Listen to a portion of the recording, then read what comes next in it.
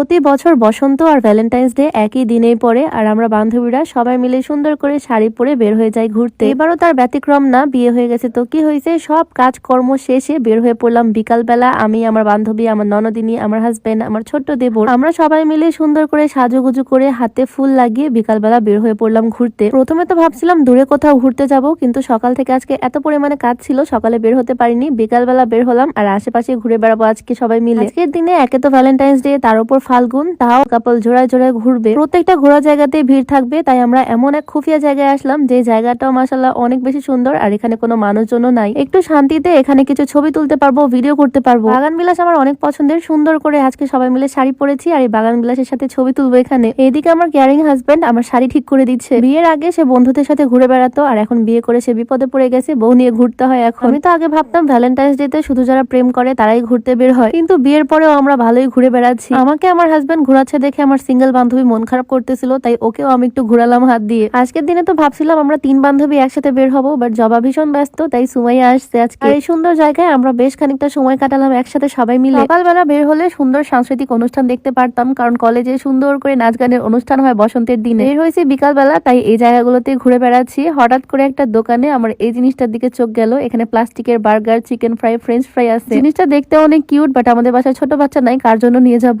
এদিকে আমি নিজেও কিন্তু ছোট বাচ্চা থেকে কম কিছু না। বেলুন দেখে আমার এখন বেলুন কিনতে হবে, যে শুরু করে দিছি বেলুন নিব। মানুষ তাই বলে কি সে ভ্যালেন্টাইন্স ডে গিফট পাবে না? বয়ফ্রেন্ড না থাকলেও তার ভাবি আছে যে তাকে সুন্দর একটা গিফট করলো আজকে দিনে। এটা হচ্ছে সেই উইশ পার্ল নেকলেস। এমন কোনো মেয়ে নাই যার এই জিনিসটা পছন্দ না। আমার হাজবেন্ডও এই জিনিসটা আমাকে গিফট করছে, আর তখনই ভাবছিলাম ভ্যালেন্টাইন্স ডে দিন আমি আমার ননদিনীকেও একটা গিফট করবো। এই জিনিসটা না আমার নিজেরও অনেক পছন্দের। সুন্দর একটা নেকলেস থাকে এখানে, আর একদম রিয়েল একটা পার্ল থাকে শামুকের ভিতরে। অনলাইনে বেশ ভাইরাল এই জিনিসটা, আমার নিজেরও আছে, আর ফাইনালি আজকে নিয়ে দিলাম আমার ননদিনীকে। আর এই জিনিসটা নাকি রেগুলার ইউজ করা যাবে, রঙও ফেড হবে না। এই সুন্দর নেকলেসটা আমি নিয়েছি মেডলাভ ফেসবুক পেজ থেকে। আরো অনেক ইউনিক ইউনিক গিফট আমি তাদের পেজে দেখেছি। পেজটা আমি ডেসক্রিপশনে মেনশন করে দিব, চাইলে তাদের পেজটা ভিজিট করে আসতে পারো। তো এই জায়গাটায় আমরা অনেক ঘুরে বেড়ালাম, দেন ভাবলাম অন্য কোনো জায়গায় যাই এখন ঘুরতে। সবাই মিলে চলে আসলাম রাজবাড়িতে, বাট এখানে এসে দেখি অলরেডি বন্ধ হয়ে গেছে। ভিতরে সেনাবাহিনী চলে গেছে, বাহিরে পুলিশ টহল দিচ্ছে। কি এক অবস্থা, কাপলরা আজকে শান্তি মতো ঘুরতেও পারতেছে না। 14 ফেব্রুয়ারিতে একটু শান্তি করে প্রেমও করতে পারলো না।